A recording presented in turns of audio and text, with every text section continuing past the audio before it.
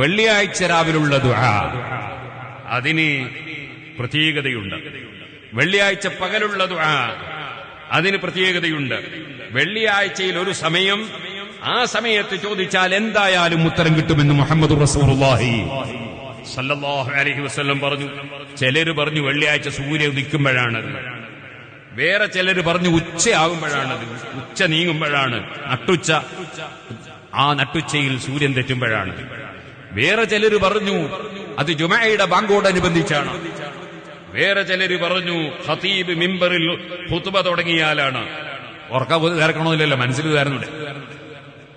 മറ്റു ചിലര് പറഞ്ഞു ആഖിറു സാഅത്തിൻ മിൻ യൗമിൽ ജുമുഅ, വെള്ളിയാഴ്ച ദിവസം ലാസ്റ്റ് സമയം, അസർ മഗ്രിബിന്റെ അടുത്ത്, അങ്ങനെ മഗ്രിബിനോടടുത്ത സമയം, അതാണ് വെള്ളിയാഴ്ചയിലെ പ്രത്യേക ഇജാബത്തുള്ള സമയം എന്ന് പറഞ്ഞു.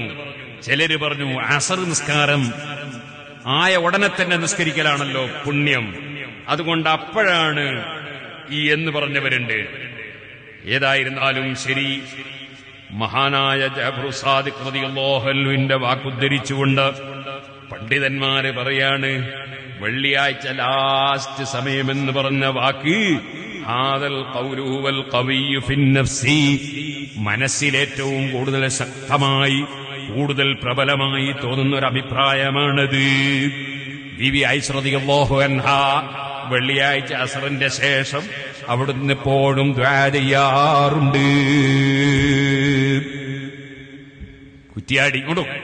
കുറ്റ്യാടി ദിക്ർ ഹൽഖ വെള്ളിയാഴ്ച അസറിന്റെ ശേഷം 5 മണിക്ക് നമ്മൾ നടത്താറ്.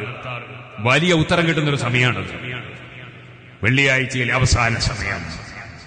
അത് പണ്ഡിതന്മാര് പഠിപ്പിച്ചിട്ടുണ്ട്.